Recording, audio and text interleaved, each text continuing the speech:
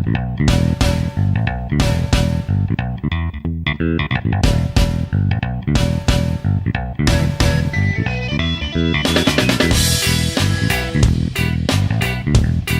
boys and girls, and welcome to Week 11 of the 2017 college football season and Week 11 slash 11.5 of the Carla and Crappy Show. Or 12. Hi, Carla. Hi, Crappy. How are you? I'm doing well. We have a special treat. We didn't have to stay up past midnight to do this. Although it's close. It's very close for me. It's close. It's getting close. We welcome AJ live for the first time this year. Hi. Yay. How you doing, AJ? I'm great. I'm having a beer on a Wednesday night. This is fantastic. Hold up your glass, AJ. Oh, this one? That one. This glass? That glass. AJ lives just actually kind of down the street from me. We're both in Pittsburgh. I have a similar glass. You can see the similar logo there. Right? And then Carla, who's in Nashville. Oh, hey, me too. Hey, look at how did this? Wow, what a coincidence! It's kind of a coincidence that we all really like East End. We all like East End Brewing. I don't know how that happened, but I don't know how it happened either. We're awfully glad it did. Shout to Scott. Shout out to Scott in East End and the fine liquids they've been providing for us for a very, very long time. We are going to start as we generally do. And AJ, obviously you know the format, and we can jump in right with what we learned or one thing from the previous weekend. Carla, generally you would lead us off with this, so I'm going to let you go ahead and do the same. So I'm going to take the selfish fan opinion of the thing I learned last week, which is, first of all, anytime the length of time that actually passes on the clock of your football game passes the 6-hour mark, that is never a good sign. It's not. And the second thing is that if it rains, pick Michigan State. The whole time I was watching that game, as soon as they said that the forecast changed, I was watching Game Day, and they were all saying like it's pouring down rain in East Lansing, and everyone was like, maybe we should change our picks. And you know what? They were right. I remember a 2015 rainy game against Michigan State that it ended poorly for that too. It did not. It's like some sort of magical field happens. Mark D'Antonio plus rain turns into terrible play calling for everyone. For everybody, yeah. Mm-hmm. Exactly. And the whole time I was sitting there watching the score of your Buckeyes going, all they have to do is win. All they have to do is win. All they have to do is win. And no. Didn't win. So yes, Michigan State plus rain equals bad play calling. I like that. That's what I learned. I think, and we'll get into this, but there's good news for our friend Mike. It's AJ. What did you learn last weekend? I learned that Khalil Tate is still amazing. Yeah. And no one had to stay up late. Or no, I'm sorry. You did have to stay up late to watch that game. You had to stay up late to watch all of that game because the Pac-12 refs, it was Pac-12 refs versus time. And Pac-12 refs won. Time always loses that one. Time will lose that game every single time. Do not sleep on Khalil Tate. He's incredible. And a big I will give props to Clay Helton, who sought him out after the game. Khalil Tate was crying on the field because Khalil Tate's from Southern California. They played the game in the Coliseum. This is a big emotional moment for him. And Clay Helton said many, many nice things to Khalil Tate about, hey, keep your head up. You played great. You did your city proud. That's the sort of awesome thing I like to see. Plus, shout out to James Franklin for chasing down one of his players and forcing him to go back out on the field and shake hands, even though they were mad. That's that's one of those James. This is why James Franklin has those sorts of stories where it's like, oh, James Franklin's like a super nice guy and he's really great, but no, those are the real life examples on HD film. So, yeah, good I job, agree. James Franklin. Yeah, I would agree with that as well. The thing that I learned last weekend is that it's good to be at a beer festival when your football team's getting waxed on national television. I think you prepaid for the painkillers. That fine. Sort of eases, you're wandering around wearing an Ohio State football jersey, and people are asking you what the score is, and I'm like, oh, it's a score. It's a score. There's a number. Oh, it's just not. Let's not even. We're not going to talk about it. No. yet. I actually, the Penn State folks were very nice, and there were enough Ohio State fans there at the festival at Beers of the Berg Winter Warmer that there was a lot of commiseration, so that helped a bunch. Instead of doing some of the stuff we normally do, for the second week in a row, we have a ridiculous number of high quality football games. Yeah, it's November. Get involved. Well, yeah, absolutely. It is the time of year. So we're going to, rather than going through some of the other things that we generally do, we're going to jump right into these. We're going to try to move through them quickly. Basically, the format will be make your pick and give us a thought as to why that's going to happen. I would remind everybody before we start in that starting last week and continuing for the rest of the season, we are using the playoff rankings instead of AP rankings that we start the season with. And AJ, we're going to start with you because we have the first game on the schedule would be a natural for a Pac-12 After Dark. Yes. Washington at Stanford. This is Friday night. Yes. And the Huskies are favored by 6. AJ, take us away. If you haven't seen Bryce Love, I've said this a couple times. So here's partially why you stay up and watch Pac-12 football. There are these just amazing offensive athletes who are capable of producing many amazing plays. You just have to stay awake to see them. And I say this as an East Coast watcher, as Crappy has mentioned, we're both in the city of Pittsburgh, and I don't go to bed until very, very late on Friday and Saturday nights because I'm watching these games. Bryce Love is one of those guys. He is an amazing running back, but he's playing Washington this week, and Washington has a very, very good defensive line. That's why Washington is favored by 6 at Stanford. I fully expect Washington to win this game. This would be a very good win for Washington.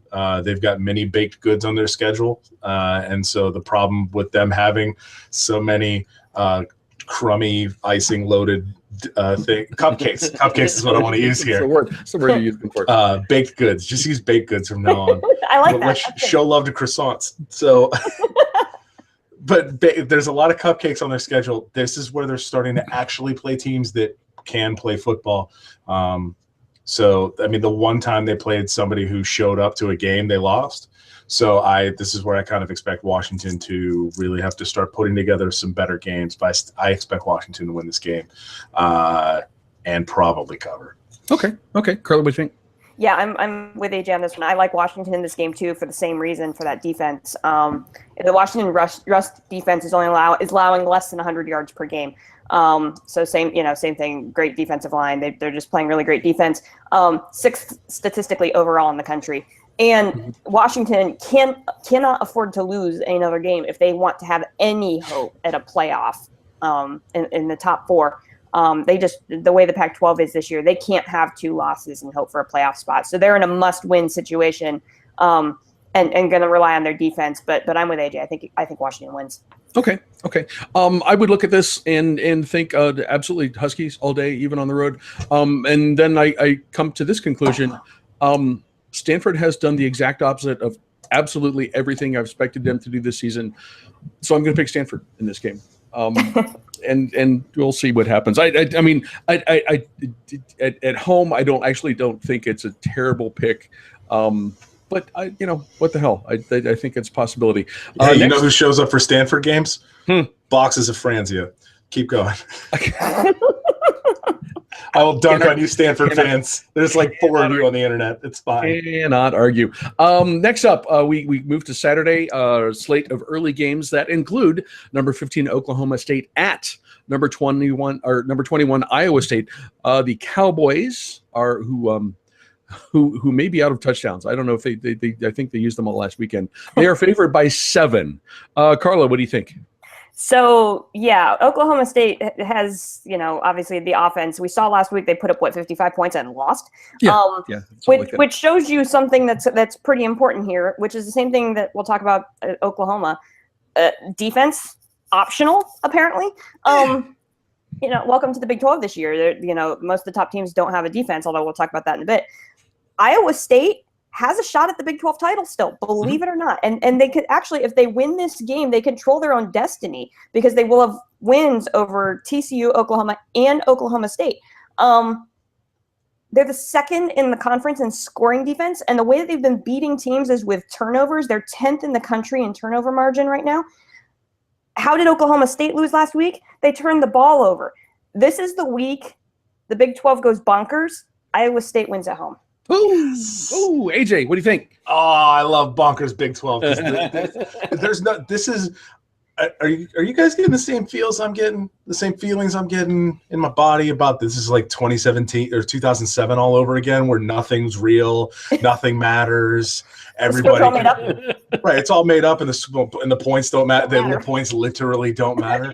I'm here for Iowa State. Let's go. You go to Iowa at your own peril at this point.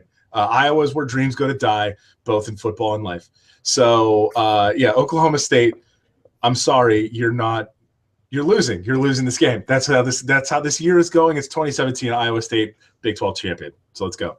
Okay. I mean, the weather's going to suck in Ames, Iowa, and I've been in Ames, Iowa, and it is so flat.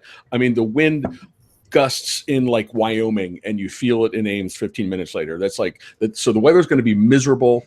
That is going to favor a more defensive-minded team. And hey, the Cyclones happen to have the 20th best scoring defense in the country.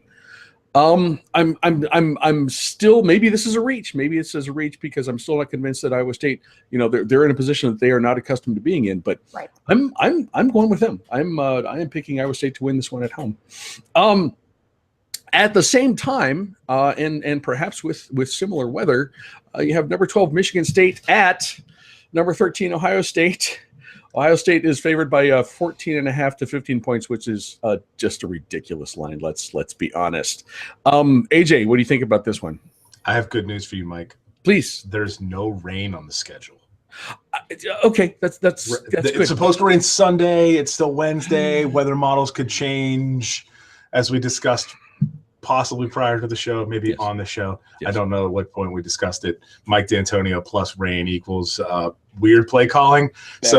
Bad things don't. Yeah. So what'll happen is if it rains, Mike or the Buckeyes will bring in.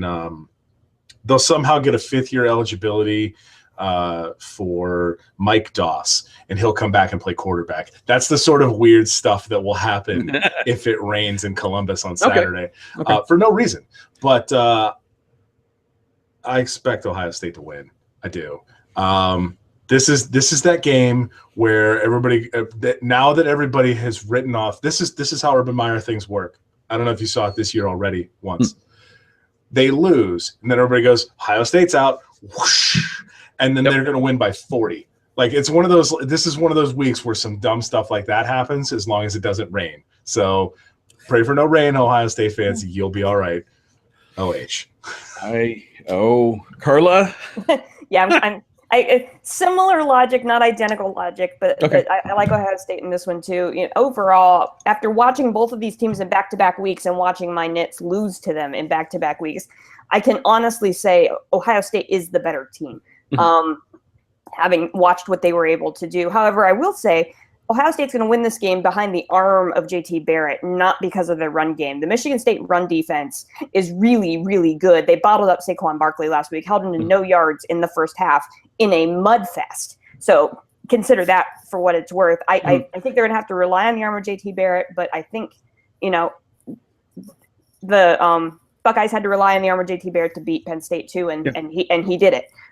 So I think Urban Meyer's going to have this team completely fired up after getting spanked last week by Iowa. They're going to come out there with a chip on their shoulder. It could be a huge win if it doesn't rain. If it doesn't, if I may add one quick game at noon, I think we have to pay respects to one of the greatest rivalries in all of college football, and that is the conflict between UConn and UCF. Sleep on that game at your own peril. They will leave the trophy on the field. I'm going to be watching a different game. I'm sorry. Did you see what happened last year? The team literally, UCF won and then left the trophy on the field because they were like, UConn is trying to make a rivalry game. They tried to make a trophy. And then UCF was like, yeah, we won. And then threw it on the field. You guys can have this. That's fine. I'm the game that I'll be watching at noon. I will pick Ohio State with some trepidation, and actually the hiccup from the 2015 game when Urban forgot to give the ball to Ezekiel Elliott for like the whole afternoon. I don't see. I think there will be an attempt at balance. And Carl is correct in that the passing game is going to have to make the difference here because Sparty's run defense is so good. But last weekend, a lack of a running game was an issue, and it did not get the touches. I think that that might have been helpful. So that's going to happen. That will be different. I will say I'm not expecting a large win. If I was a betting person and could get 2 touchdowns, get 14 points in Iowa, or in Michigan State, I would take that. But I will pick Ohio State to win this one. Next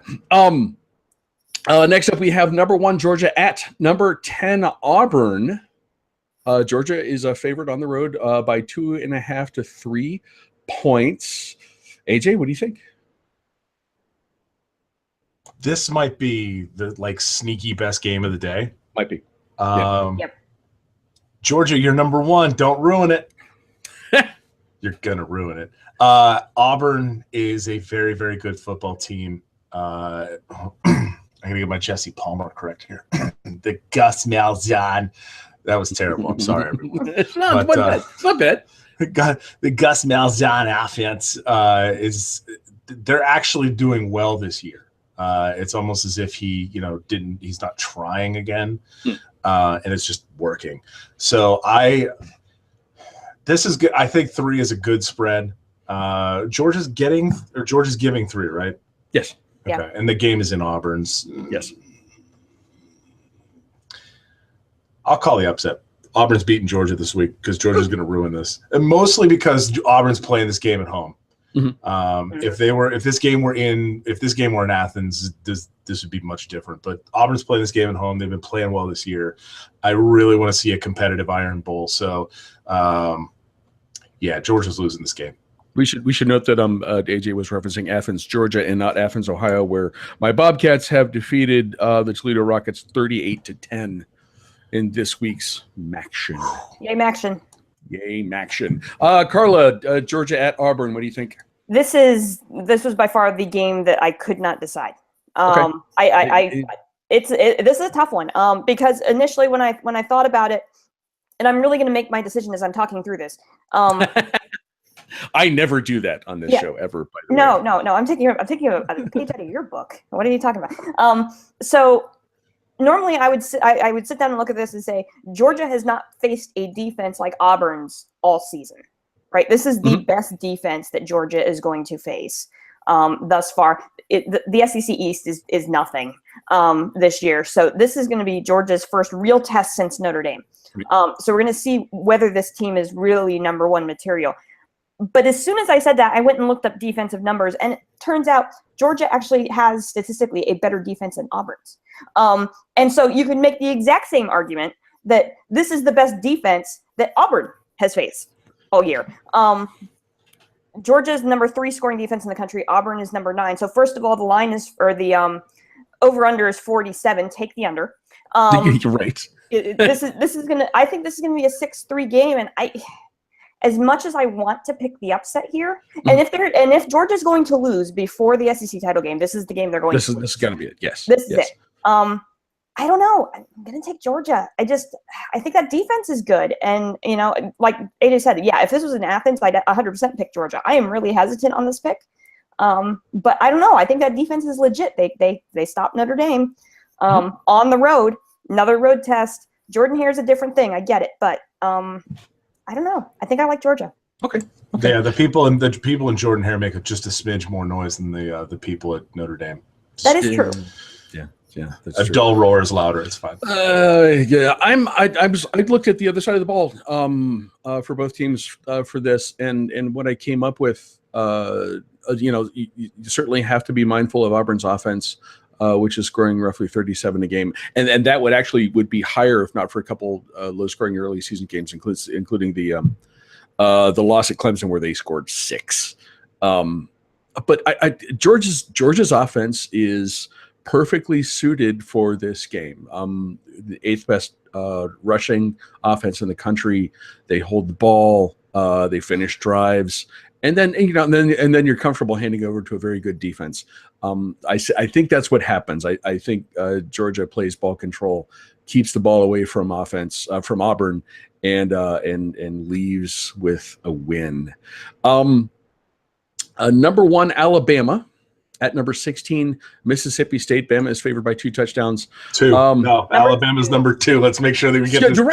You're right. Sorry, I did that. How by dare habit. you? I did that out of habit. Certainly, Carl and I, we would have been more hyped about this game earlier in the season when we were pretty hyped about Mississippi State. Carla, what do you see with this one? I swore that I would not pick Mississippi State again after I got on their bandwagon and lost 2 weeks in a row. I'm not going to pick them this week. Alabama wins. If Alabama is going, same thing that we just said for Georgia, right? If Georgia's going to lose a game this year, it's going to be to Auburn. If Alabama is going to lose a game this year, going before the SEC title game, it's going to be to Auburn. I don't see it in this game. I just think Alabama's playing too well. I don't think Mississippi State is consistent enough. Right. Okay. AJ? Alabama wins 26-7 because that's just how this game goes. Okay. Like there's no like real reason. There's no real rhyme or reason. It's just like, oh hey, everybody's gonna get. Let me just play this out for you. Let me just make your Saturday evening a little better so you can move on to better games. It's gonna be real fun for the first like 20 minutes, and then Alabama's gonna go, oh right, we're talented, and then they're just gonna score 3 touchdowns and then tell the defense to just close it out. Okay. Okay. Certainly Alabama's had its struggles in the state of Mississippi in the last few years. The only way that happens this year is if the Crimson Tide is looking ahead to next weekend's massive game against the Mercer Bulldogs. I'm just going to say this right now. I want either of you to name me the last time Alabama lost to Mississippi State. It's been a while. Never? Literally 2007. It's been 10 years. Okay. And before that, so Mississippi State got 2 in a row, and that was at the very beginning of the Nick Saban era. And since then, the most points they've scored in a game was 20. Okay. They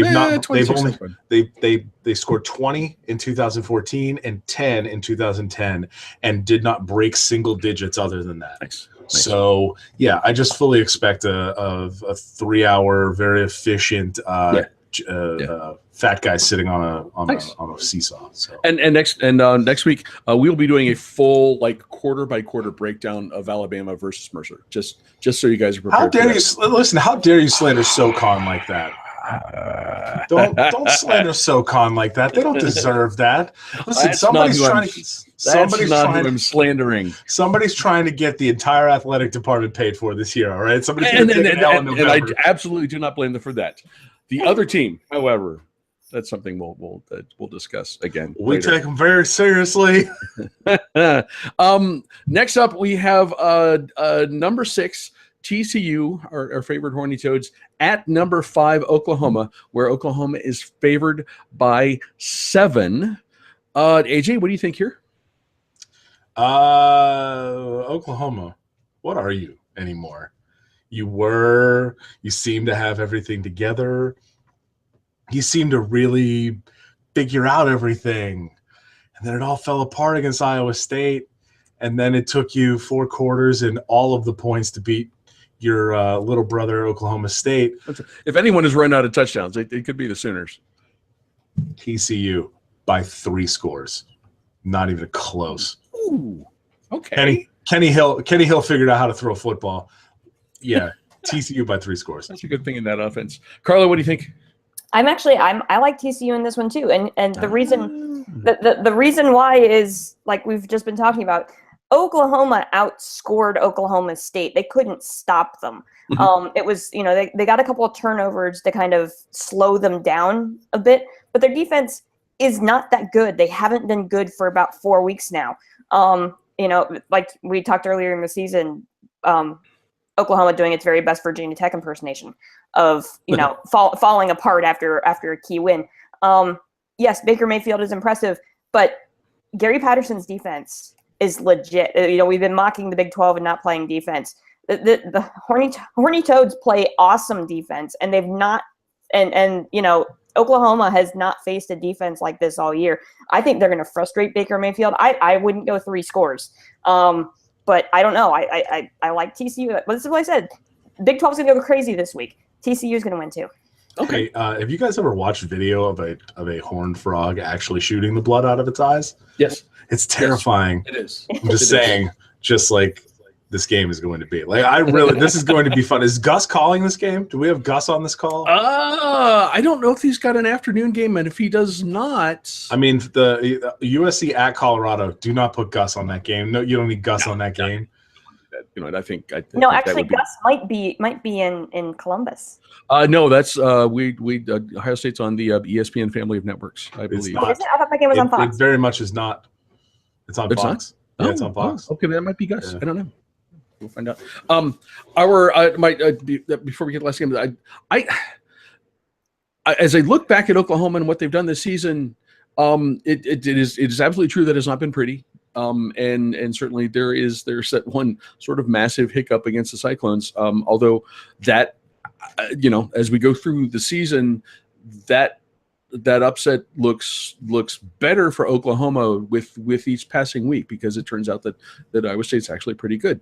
The Sooners have done everything that we've expected them to do this year. I mean, they haven't always gotten there the way that that you might think they should. They've got you have a quality non-conference win. Yes, they do. How they do in the rivalry games? They won both of them. They're working their way through the Big 12 powers, with the exception of the team that was not a Big 12 power until this season. So I'm thinking Oklahoma's going to continue that. Not going to be pretty, no, and maybe they have to score 60 points again this year to outscore TCU. But I think the Sooners are going to win this one at home. The unquestioned, especially for college football history nerds, the unquestioned matchup of the week is number 3 Notre Dame at number 7 Miami. Notre Dame is favored by 3 in South Florida. Do you guys, are you old enough to remember actually watching the Catholic and Convicts game? That was like 30 years ago. Because I do.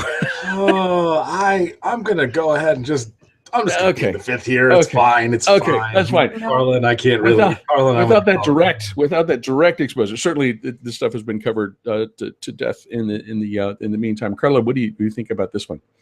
This is gonna be a fun one for sure. I have my hesitations about Miami, and I've kind of had that awkward, kind of unsettled feeling about Miami all year, because they've never really pulled away in a game all season. They always tend to leave teams. I mean, all their games have been close this year, with the exception of last week, really, against Virginia Tech, which they looked pretty good in that game.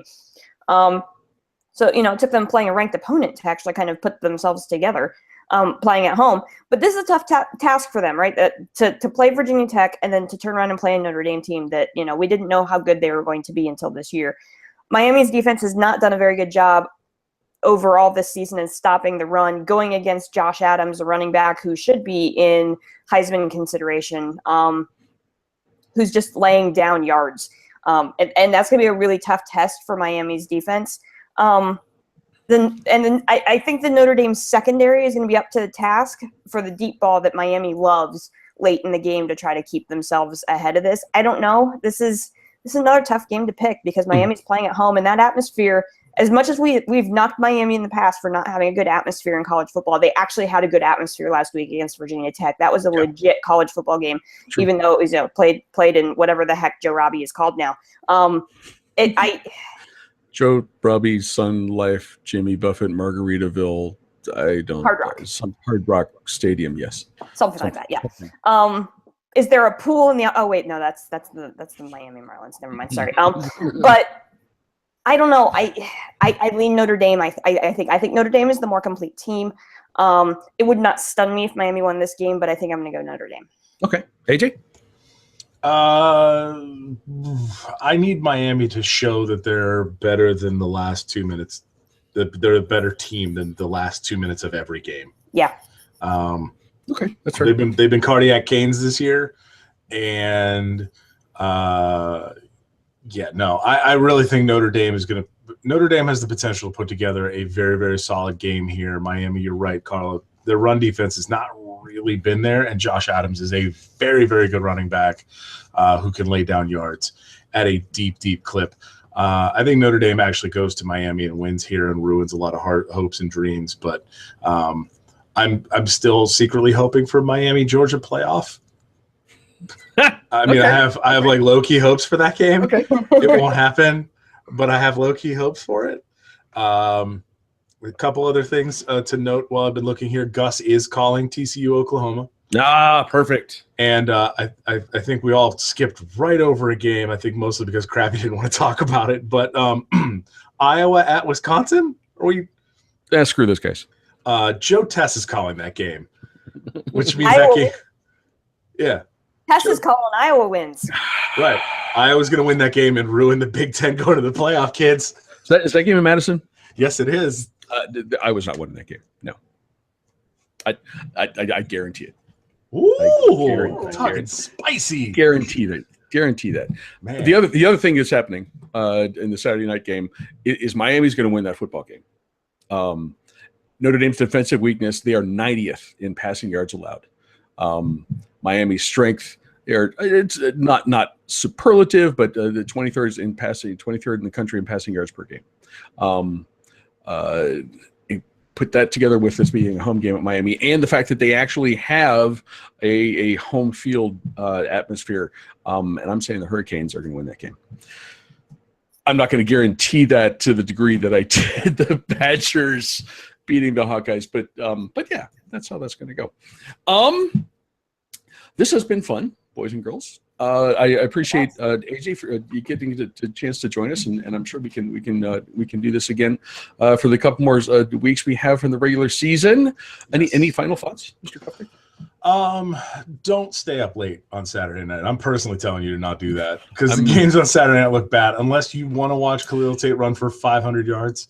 I'm working on Saturday night, so I will be awake with 2 large televisions hanging up over my desk, and I will be watching. I will then personally recommend you watch the Oregon State Arizona game on it entirely because Khalil Tate could run for 500 yards, but Oregon State actually has a very good interim coach. I'm trying to remember his name now. He was a receiver for the Bengals. He got drafted. He played for Oregon State. Chris Collinsworth, and then became the cornerbacks coach at Oregon State. Was it? I don't know that. No, Collinsworth was a Florida guy. I was just joking anyway.